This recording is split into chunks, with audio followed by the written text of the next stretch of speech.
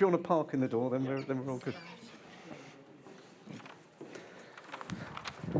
Well, good evening, ladies and gentlemen. Good evening. That's mildly half-hearted. I'm going to try that again. Good evening, ladies and gentlemen. Good evening. That's far better. Welcome to Gresham College. My name's Richard Smith. It's delightful to see you. I'm the director of the college. Welcome to those who are joining us online. You're joining us on a sunny and balmy February evening as we bask in the evening sunshine here. So if you're in America considering your holidays, London is a terrific option. For those who have come through what February has to offer in London, congratulations on making it and enjoy the swim home later. Can I just ask before I do anything else, is there anyone here this evening joining us for the first time this evening? You do wave. Excellent. A particular welcome to you. We've been waiting for you for 400 years, and we are now complete. For those, especially for those joining us for the first time, just a really quick overview about what you're going to get this evening. You will get an absolutely first-class lecture for about 45 minutes or so, and after that, we will have an opportunity for questions, both in the room and for those joining us online, you can also submit your questions. When you ask your question, there are two methods you can do it. One is the traditional wave, and at that point, please do wait for the microphone to arrive with you, because otherwise people online can't hear you. If you are less brave than that, you can, hopefully there should be a QR code on the sides, and there should be a link online. You can scan the QR code or click on the link, and that will whisk a question to me on the tablet, and I can ask it for you. You'll be pleased to know that during the course of the evening, we are not planning a fire alarm. So if the fire alarm does go, the exit's behind you to either side. If you're watching at home and your fire alarm goes, then the very best of luck. Let's move on to the main event for this evening. So our speaker this evening was a practicing barrister in criminal and human rights law, a QC now at KC, a senior circuit judge at the Old Bailey, a judge in the High Court and Court of Appeal. He was the first Chief Coroner of England and Wales and is now a visiting professor at King's College London. Speaking this evening on death investigation, what do coroners do, please join me in welcoming our speaker this evening, Sir Peter Thornton.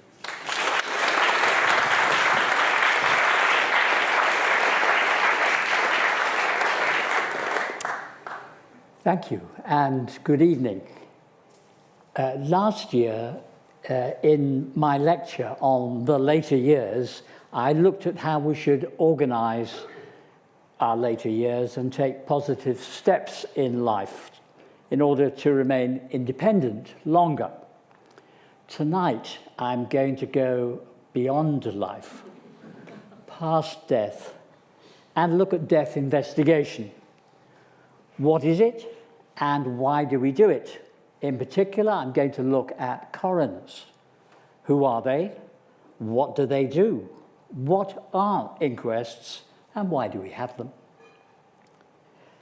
Let's start with a rifle range.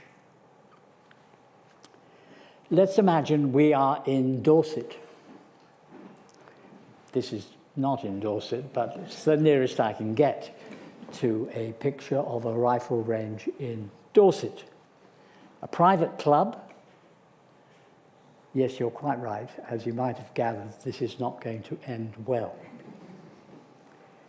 Michael, who was 40, was not a member of the private club. He just dropped in.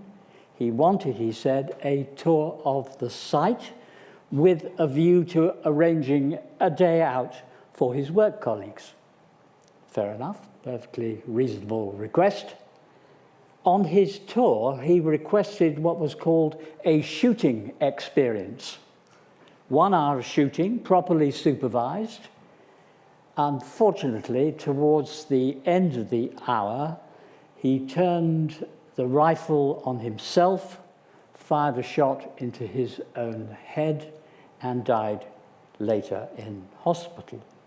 There had to be an inquest, a public hearing in front of the local coroner, because this was a violent death, an unnatural death, either of which require the coroner to hold an inquest. So what was decided at Michael's inquest?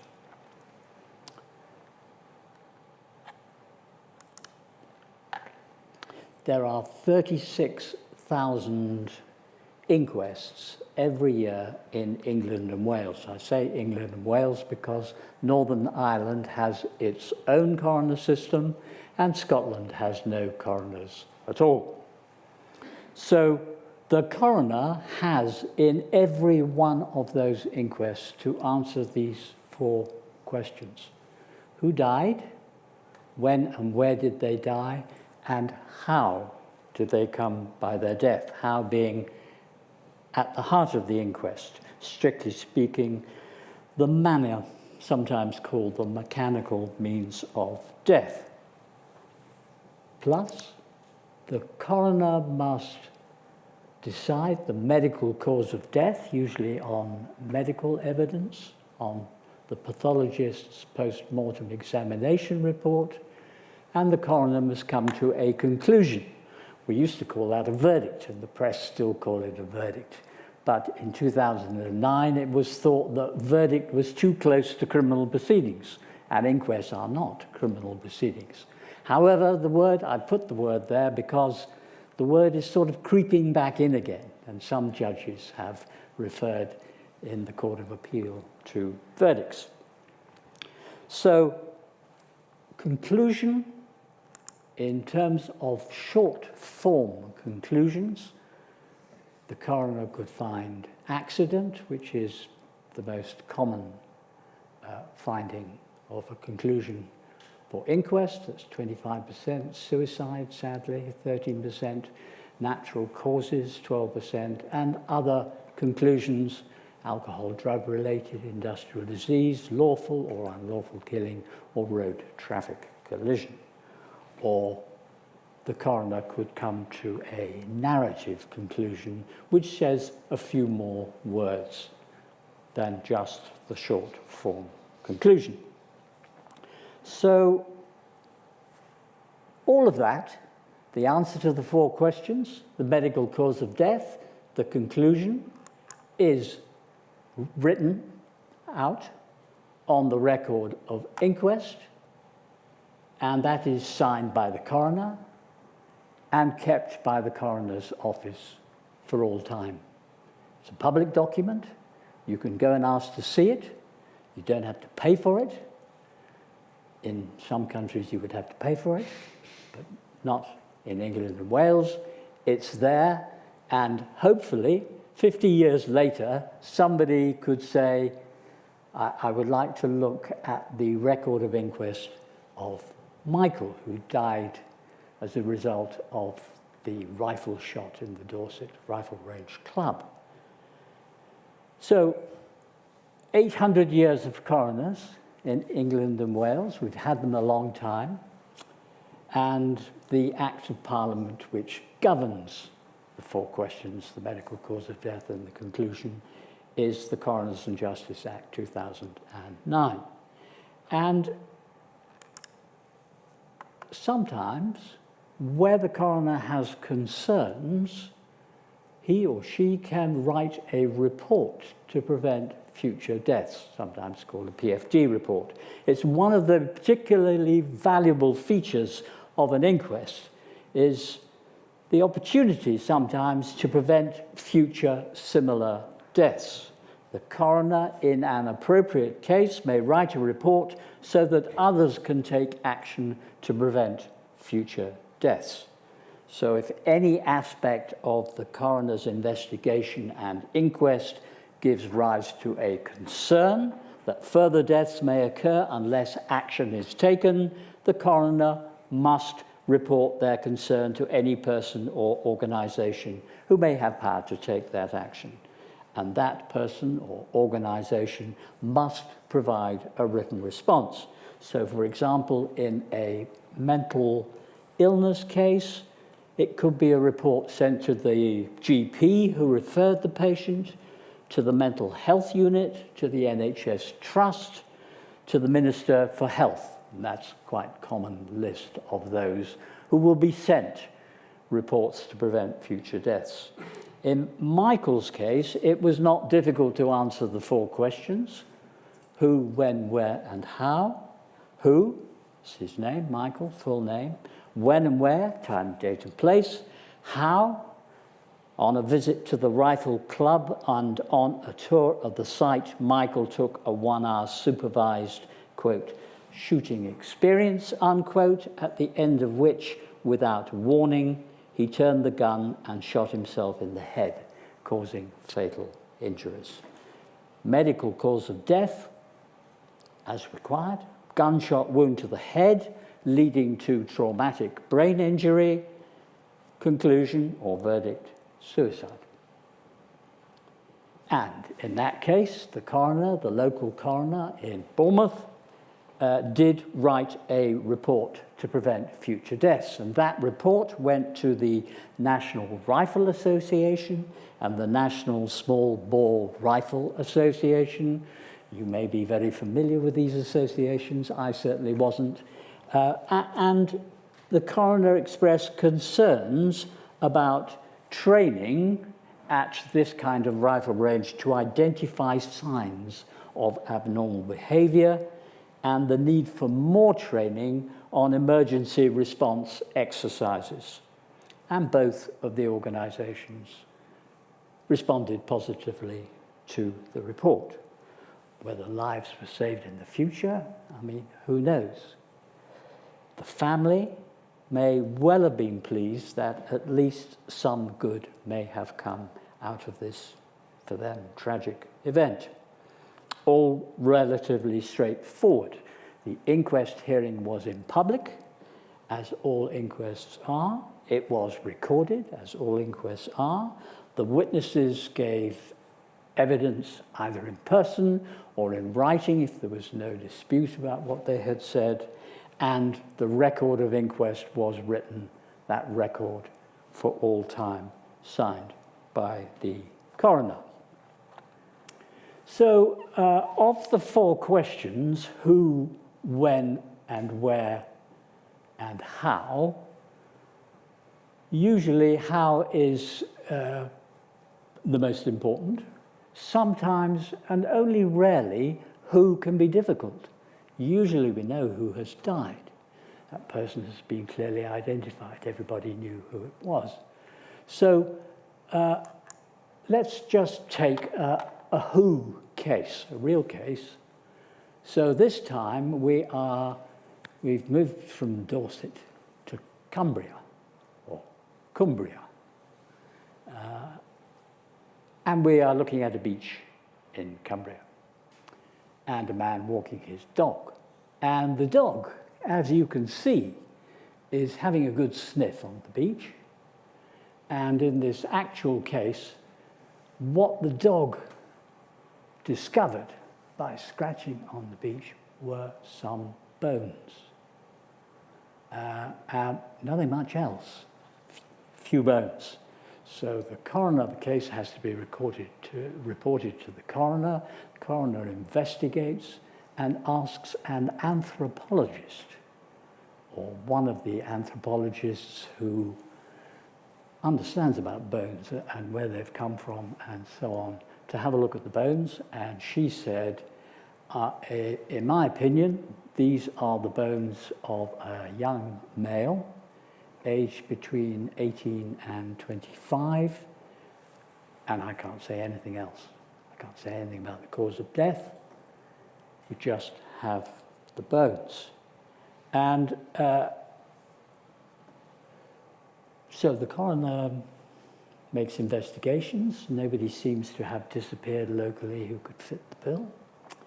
The Missing Persons Bureau are requested if they can help, and they can't help. DNA samples are taken and kept. And there was an inquest, and the who question was answered, unknown male. 10 years later, with the advance of science, and particularly in the field of DNA, a match was made by the Missing Persons Bureau with a young man who 10 years earlier, at the age of 22, had gone missing from his home in Dublin. and the family did not know what had happened to him. And as a result, the coroner could hold a fresh inquest, and this person was identified, and the DNA expert said there is a match. And the family had the benefit of knowing something about this young man's death. John, I think his name was. And they were at least able to take the bones after the fresh inquest. Still no cause of death, still no clear conclusion, but a name. The family were able to take the bones and bury them, which they were very pleased to do. And coroners, of course, are not usually able to look into the future and predict scientific changes of this kind or any other changes. In 1896, I told you we've had coroners for 800 years, but 130 years ago, Bridget Driscoll died in Croydon, and an inquest was held. She was the first pedestrian to be knocked down and killed by a motor vehicle in Britain 130 years ago. In vain, the coroner then expressed the hope that, quote, such a thing would never happen again, unquote. And that, of course, did not happen. And now we have about 7 pedestrian fatalities a week, and many more people seriously injured. So who are these coroners who do this work? They used to be lawyers or doctors or both. But when the law changed in about 2013, now the appointments are of lawyers only, and they have to have the judge qualification for any judge appointment. That is, they have to be a qualified solicitor or barrister with 5 years practical experience as a lawyer. They are not, strictly speaking, judges, but are classified as independent judicial officers, the word independent being very important, especially when the state or its agents, for example, in a police shooting, are under scrutiny. Coroners are certainly not pathologists. I was often asked when I was a coroner, do you cut up bodies? And I would say, well, only at the weekends. So that's not something I did. Let us look for a moment in Hennepin County in the USA, where the coroner is in fact a pathologist, a forensic pathologist, one who deals with giving evidence in courts. And he is in fact called a medical examiner. And that medical examiner has a duty to investigate, quote, all unexpected deaths. And his name is Dr. Andrew Baker in the Hennepin County jurisdiction. Now, whether Dr. Baker will be allowed to investigate the death of Renee Nicole Good, who was shot in her car by an ICE agent in Minneapolis on the 8th of January in the jurisdiction of Hennepin County, and if so, with what evidence remains to be seen. The same with Alex Pretty, who was shot on the 24th of January. Both deaths in Hennepin County have been classified as homicides. That does not necessarily mean a criminal offense has been committed, just that each death was caused by another person. Each death, said the medical examiner in Hennepin County, was from multiple gunshot wounds. Watch this space. When I was chief coroner, I held an international conference of coroners from around the world, from the United States and Canada, Australia, New Zealand, in London, and many others from Commonwealth, common law countries who still use the coroner system, which they inherited from us many years before. And we learnt a lot from each other. And I did particularly like the coroner, in fact, he was a medical examiner, from Washington, D.C. He was a very lively, entertaining man, and very sharp suits and rather flamboyant shirts and ties. And indeed, on the second day, I thought, well, I'll wear some rather flashy cufflinks. And he spotted them straight away. But this is just somewhere else that deals with this kind of death investigation. He had a bus, which was his investigation bus. No windows, of course. But inside he had pathology services, he had fridges and all bags for exhibits and everything. So he could drive to the scene with his team and do investigations there and then on the spot. And he had this wonderful bus. I mean, it looked fantastic. It was huge. That's just by the way. Here, in England and Wales, coroners are appointed locally by the local authority. They are funded locally. There is no national coroner system, unlike, say, the criminal courts or civil courts or tribunals. They have a local office, a local court, if they're lucky. Some of them don't have courts. They have to share with the council chamber, because there's no money provided. And Michael, who shot himself in the rifle range in Dorset, was investigated. His death was investigated by the Dorset Coroners Service. The inquest was held in the court in Bournemouth by a local coroner. There are about 80 coroner areas in England and Wales. I say about because they keep changing. Some of the smaller ones merged together to make a sensible size. Each area has a senior coroner, full-time, sometimes assisted by an area coroner, usually full-time, and always with assistant coroners, part-time, who will be lawyers in practice, private practice. There are 7 coroner areas, for example, in London. So it's about 380 coroners in all across England and Wales. They are all appointed. They all have regular training, which I organised that they should have.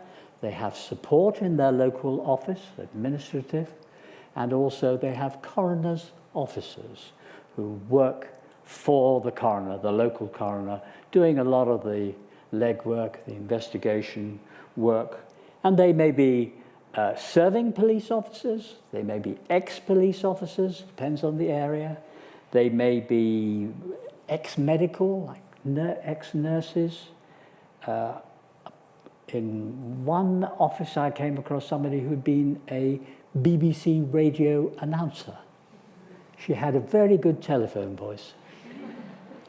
So I was appointed in 2012 as the first Chief Coroner of England and Wales. My role, a bit of a blank sheet actually, but my role was in essence to try and bring some consistency across England and Wales in a very local service, to modernise the service, to drag it, in some cases kicking and screaming, into the 21st century, to improve the quality of investigation and inquest, to reduce delays, to improve appointments, to provide training to coroners and coroners' officers, and in general to make the coroner service, which was still a local service, effective and purposeful, and to ensure that families of those who had died were put very firmly at the heart of the process. So let's just look for a moment at the bigger picture. Just think for yourself, before I put the slide up, I'm not going to ask you to answer, but think for yourself, how many deaths do you think there are in England and Wales in a year? What sort of numbers? I mean, sometimes I give talks and I ask people to shout out, and there is quite a variety and it's not something you would expect to know. Okay, so let's put it up. 568,000 on the latest good statistics, 2024, in England and Wales. And every single one of those deaths is registered by the local registrar of births and deaths. So that's the starting point. Of course, not all of those deaths go to the coroner, and not all of those that do go to an inquest. 70% of that number are signed off by doctors with an MCCD, a medical certificate of cause of death. Of course, if you've had a loved one who has died, you will have been through this process. You will have usually got the MCCD from the hospital and then take it to the registrar. So the 70% are signed off by doctors as natural causes in one form or another and go direct to the local registrar, not to the coroner.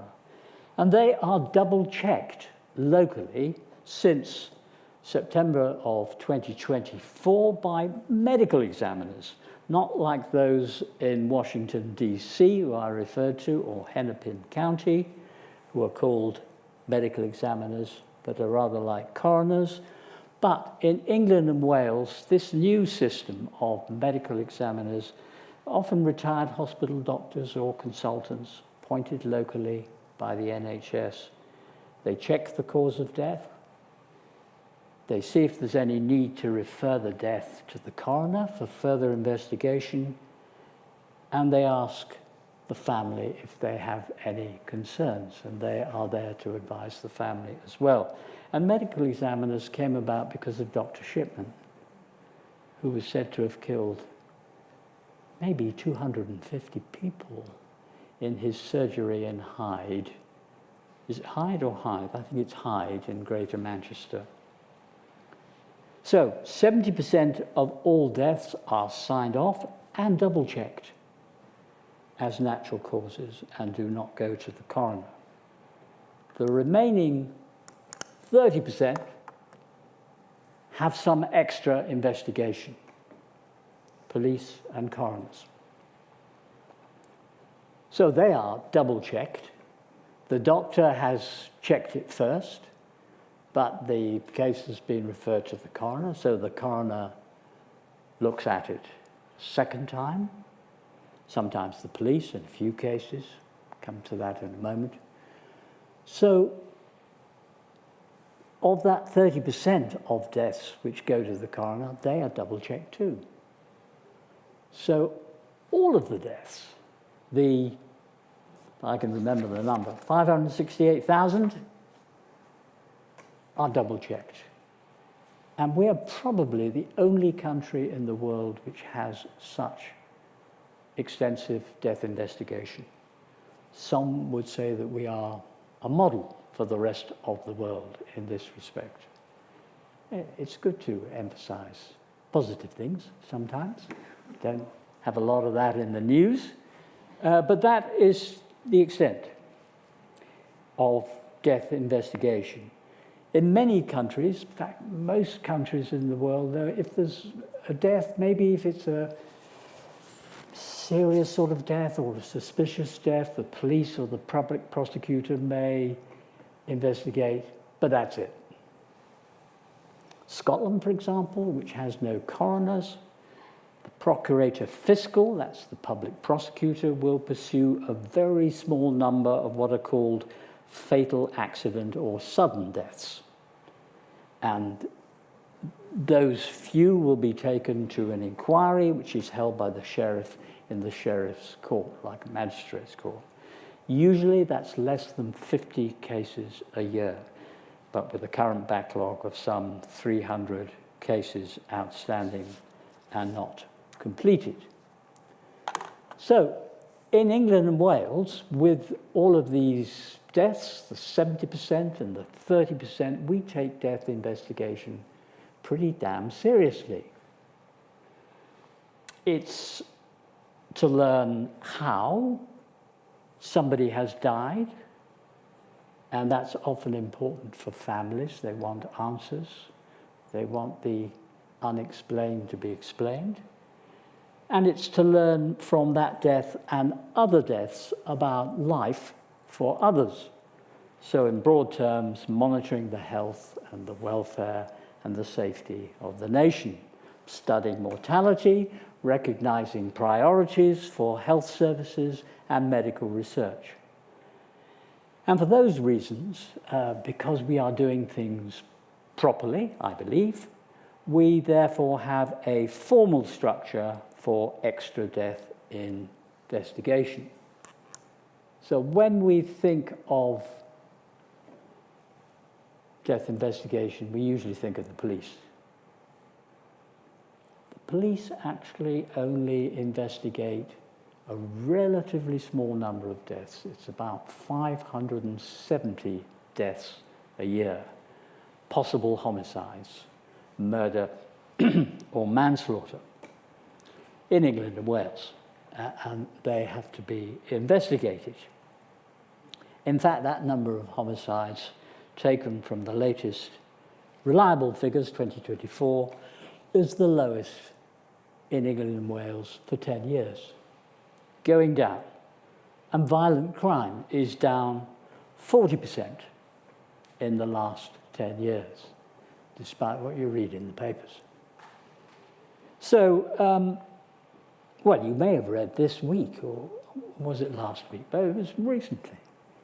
Tom Cruise, who has, or had, a £35 million penthouse flat in Knightsbridge, overlooking Hyde Park, of course, has decided to leave London because there was some robbery at a shop which sold Rolex watches.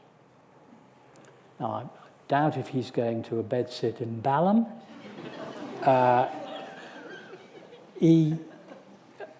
It doesn't say where he's going. I mean, in London, in terms of homicides, we have about 97. It's the 2024 figures. That's the second lowest on record. It's a good job we don't live in the Middle Ages. And by contrast, New York had in the same year 377. That's nearly 4 times as many. And Chicago had 573. That's nearly 6 times as many. I don't know whether Tom Cruise is going to New York or Chicago, but he might like to have a look at the figures just to check out whether he wants to come back to his lovely penthouse flat in London. So the police only investigate a small number. Coroners investigate a large number. So that's the police, sorry. Coroners investigate that 30% that I was telling you about all deaths. So that's about 175,000 deaths a year. So coroners have to act when a death is reported to them, where there's a local death. It has to be in their coroner area. And a death is reported to a coroner, usually by doctors, but could be by the police, when it is unnatural. That is, not from a naturally occurring disease, like COVID-19, or old age. Maybe a violent death, or one from poisoning, or controlled drugs, or from self-harm, or neglect, or from injury, or disease from work, or resulting from a medical procedure that has gone wrong. And once reported to the coroner, he has a duty to investigate. And in most cases, something like 80% of those referred to the coroners, the coroner will make preliminary inquiries, check the medical notes, maybe have a word with the doctor who reported the case, order a post-mortem examination from the pathologist, order toxicology tests, see what's in the blood, and so on, and find that there is no need to investigate further. So the case is signed off by the coroner as being natural causes and sent to the registrar, because every death has to go to the registrar. But the coroner must investigate further, so this is when an inquest is necessary, if he or she has reason to suspect that the death was violent or unnatural, as in Michael's case, the shooting, or the cause of death is unknown, such as the Cumbria case, or the death was in custody. And all prison deaths go to an inquest, even if it would otherwise be a natural death. It's the responsibility of the state to look after those who are in the state's care, shall we say. So the coroner investigates something like 36,500 cases a year, and formal investigation is required, and that requires an inquest conducted by a coroner. It's probably far too many inquests, but that's how the system operates at the moment. 550 cases, limited number, with a jury. So what happens when an inquest must be held? The coroner investigates, mostly through the work of the local coroner's officers. The coroner collects the evidence for the inquest hearing. It's an adversarial process, unlike criminal and civil courts where the parties argue their case in front of a judge or jury. The coroner makes all the decisions, which witnesses, which order to call them, the scope of the inquest. It's quite a feudal role, but hopefully it's a wholly impartial one. And the coroner should have good communication with the families of those who have died, the next of kin.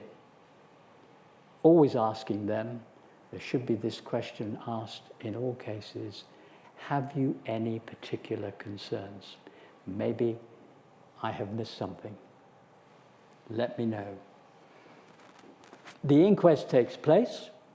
The 4 statutory questions, who, when, where, and how, are asked and answered, the medical cause of death, and the conclusion or verdict, all written down in the record of inquest. So let's have a look at this. I'm not quite sure why it says man on ladder. That's fairly obvious, actually, but it is man on ladder, and you can't quite see what he's doing, and there seems to be a bird up in the sky. I don't know what that's doing either. Maybe it's H is for hawk. Who knows? Anyway, let's call him, this is a fictional case. Let's call him Jason. Jason Kahn. Jason is up the ladder. A rung breaks under his feet, and he falls off, and he hits his head down below on the concrete and dies from the injuries. So we then have an inquest, and it concludes in this way with a straightforward record of inquest: name, medical cause of death, multiple fractures of the skull, how, when, and where, died on the date and place when he fell from a ladder after a rung had broken, and he landed headfirst some 20 feet below. Conclusion: accident. Perfectly straightforward inquest. Maybe that there was more to ask. Whose ladder was it? Why was it defective? Was it his ladder? Or was it his employer's ladder? Or somebody's ladder that he'd borrowed? But otherwise, a relatively straightforward inquest and record of inquest. So let me go from that to the final question. Look at my watch. Final question to answer, what's the purpose of a coroner system? Well, I would say that the purpose is then, in broad terms, twofold. First, to answer the how question. How did this person come by their death? It's particularly important for families, although sometimes they do not like the answer, and sometimes it may not be the answer they're hoping for. Sometimes it's expressed as explaining the unexplained. And secondly, to learn lessons for the health, welfare and safety of others, particularly through preventing future death reports. I'm not sure how good we are at learning lessons. In some cases, better than others. Coroner service is a local service, and I can think of one example where there were a number of deaths on a stretch of road leading up to a roundabout. It's just outside of town, and there was no speed limit, and everybody said they should put a speed limit on that stretch of road. And after 3 deaths and 3 inquests, coroners made their reports, and eventually the local highway authority made their changes. So, local coroner with good local knowledge working locally. As chief coroner, I encouraged the writing of thoughtful, positive reports, and the number of reports went up. I was pleased to see. I made sure for the first time that all reports would be published on the judiciary website and under clear topic headings, so anyone can use them as research information. Anybody can look at them and see what there is. They're available for study and research purposes. Sadly, statistics show that not enough reports are being written. There's a website called the Preventable Deaths Tracker, created by Dr. Georgia Richards at King's College London, where I also teach. And it provides invaluable information about reports and types of death. But she shows, unfortunately, that as many as 40% of coroners across England and Wales do not write reports at all. Just to illustrate this in a different way, in the last 10 years, there have been 3,000 deaths in prison and only 146 reports written on the subject. There is clearly much more to be learned. Even if coroners do make a report, they are not by law allowed to make specific recommendations. So the highway case, the coroner could say it should be 40 miles an hour. The coroner could only say, please look and see if you can reduce the speed limit.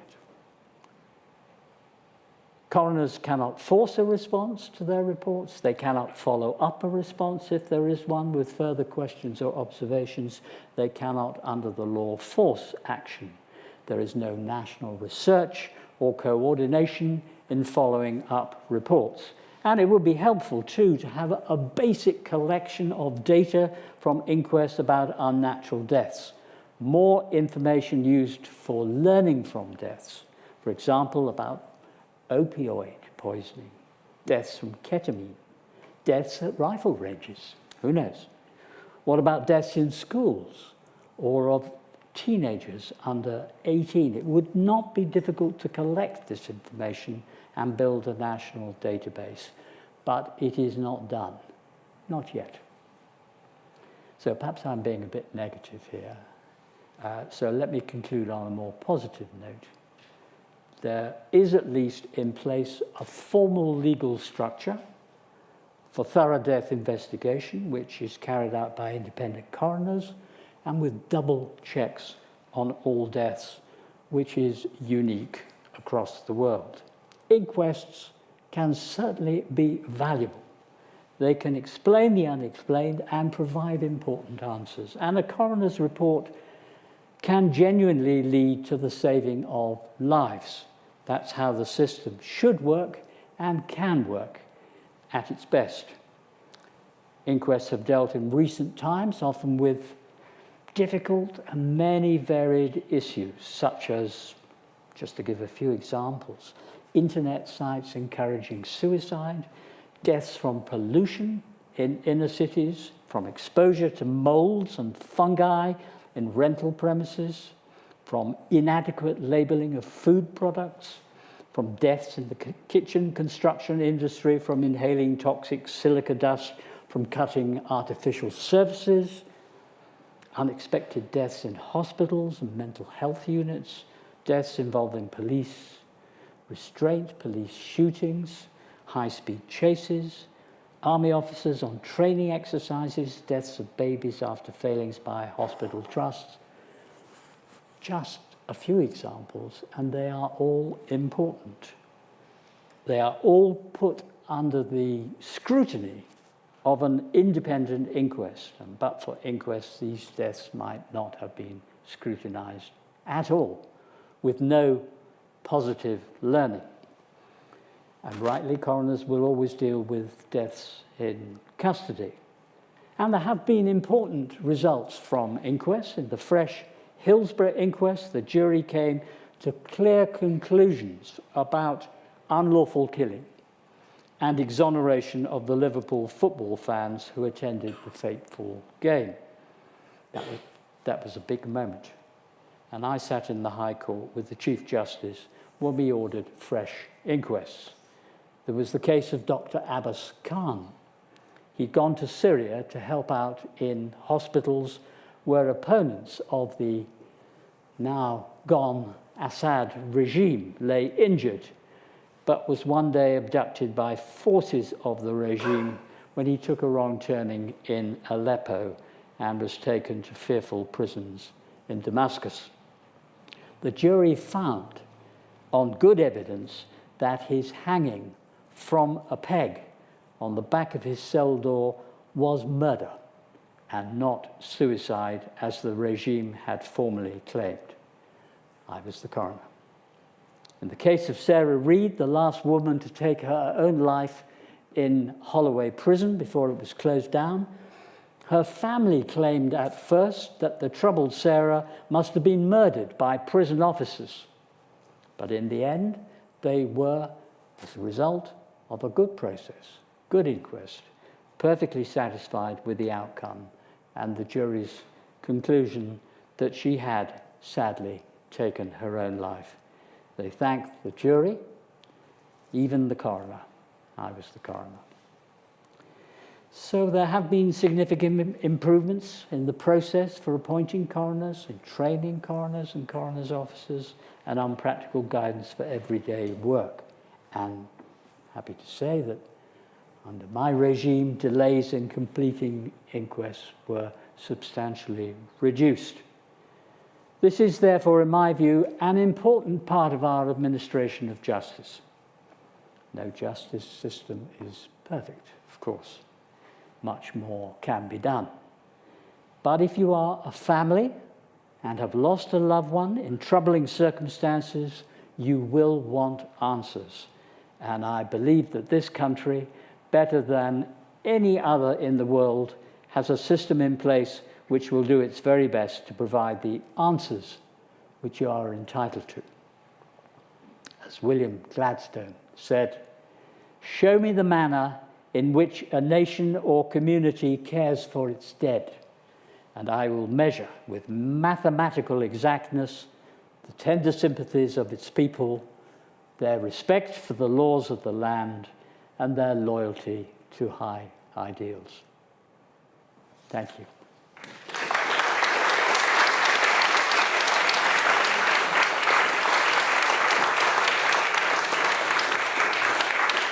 Sir Peter, thank you very much. Now, we do have an opportunity for questions. I've got quite a few online, but should we start in the hall? If you want to wave, Jeff will come over with a microphone. Got gentleman just here. Thank you very much. I noticed what you said about there not being reports being generated. Yes. I wondered whether you thought it might be practical and safe to introduce AI generation of reports that get the sign-off from the human being. Yes. Whether that might begin to fill that gap. Yes. Well, I'm sure there is some value in that if it works safely and properly. Whether it would do, I cannot say. I just think of a recent case where the lawyer in the case had cited 5 cases, which apparently he had got from AI in support of his case. And the court said, but we can't find these cases anywhere. We don't believe they exist. And they seem to have been invented by AI. I mean, that is something to avoid in what is a sensitive area of work. But I'm sure there are aspects, particularly with data collection, which can be done perfectly straightforwardly and are not yet done. I'm going to get Jeff to use some another question right here at the front. Thank you. Brilliant. Could I just ask regarding suicides? Yes. How do you, if someone's on morphine, for example, and unwell, how can you tell if they've deliberately had a bit too much? Yes. Or it was an accident? How does a coroner work that out? Well, that's an important distinction, isn't it, between suicide. There was something like 5,000 a year as opposed to 570 homicides looked at by the police. So it's a huge number. And coroners are careful. They look at the evidence, the whole of the evidence. Maybe a suicide note, there may not be. There may be some evidence, but they have to be satisfied that firstly, this person has deliberately taken their own life, and secondly, that they intended to do so. So the evidence will have to be considered. Look at all of the evidence, take it in the round, and if they are not sure about that on a balance of probabilities, then they will not say it's suicide. They might say it's an open verdict. I can't be sure whether this was an accident or suicide, in which case I will write on the record of inquest, open verdict. I'm going to take a couple of questions online and then we'll come back into the room again. One of the questions online is there any right of appeal to a coroner's conclusion? Yes. Well, there is. There was going to be a right of appeal in the 2009 Coroners and Justice Act to the Chief Coroner. That would have been quite a burden for the current, or then current, Chief Coroner. But that was decided to be too much money, too expensive, and therefore was cut out right from the start. So, but there are 2 forms, 2 avenues for an appeal.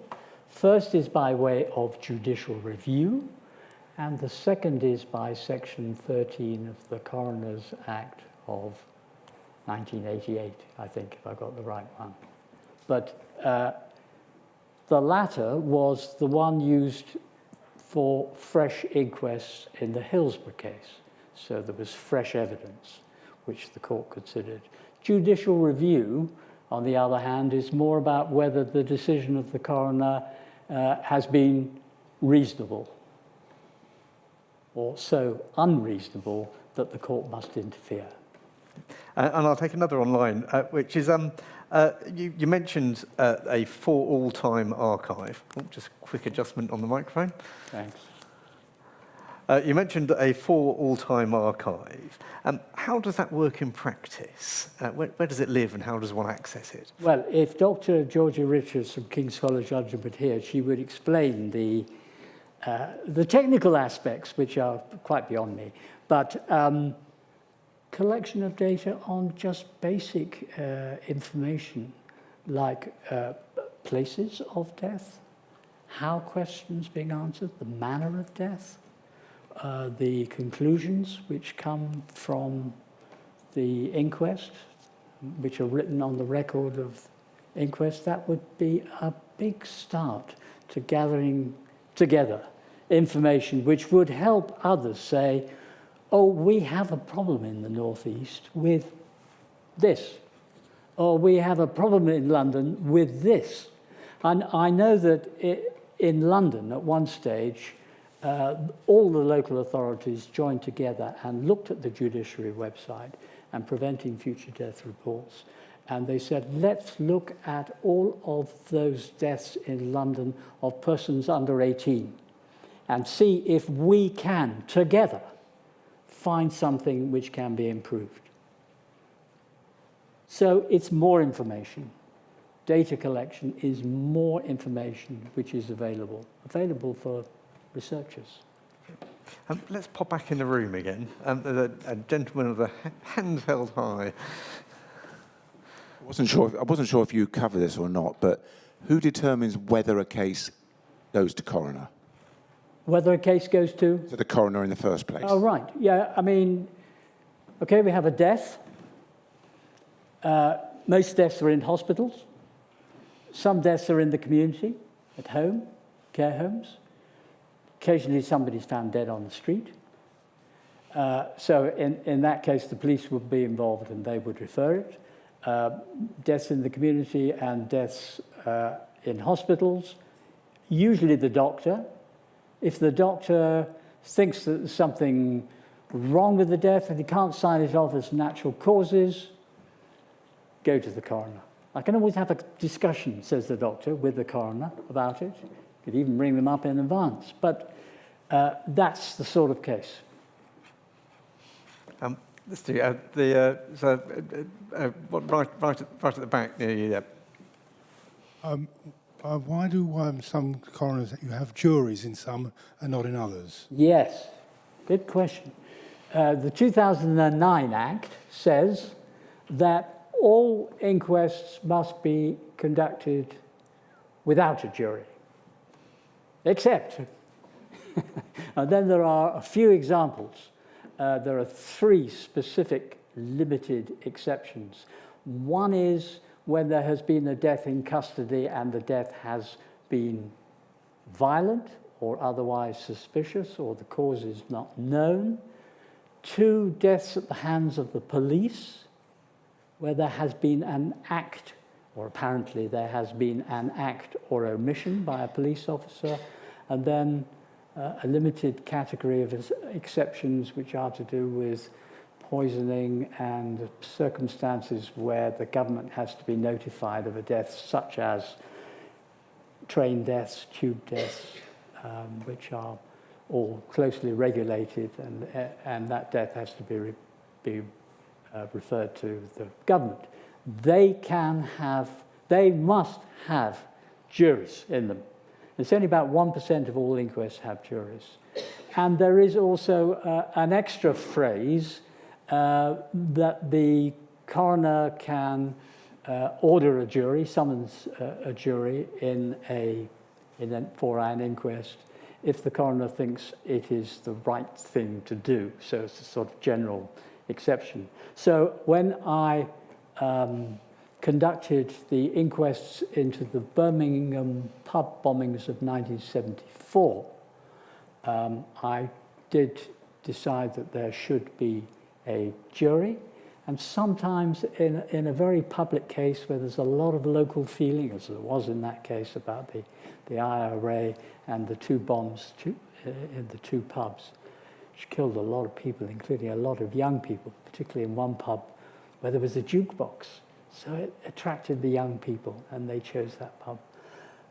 But I decided that it had the extra value of an added layer of public independence to have a jury, and sometimes that's a good thing. I think I'm going to abuse my position as chair and ask one final question. Yes. You talked earlier in the lecture about the coroner system being here for 800 years. Yes. What aspects are unchanged in that time? Well, I mean, the coroner still makes local decisions. So if you go back 800 years, everything's about money, isn't it? If you go back 800 years, let's say the cart is coming along and somebody gets run over, killed by the cart. Well, the coroner could decide that the cart, which caused the death, could be forfeited to the Crown.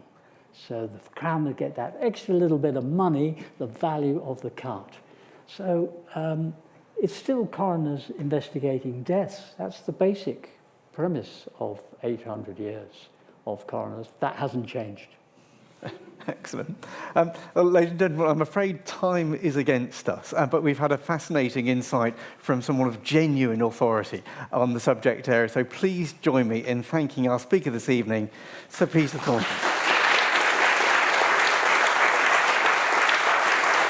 Thank you.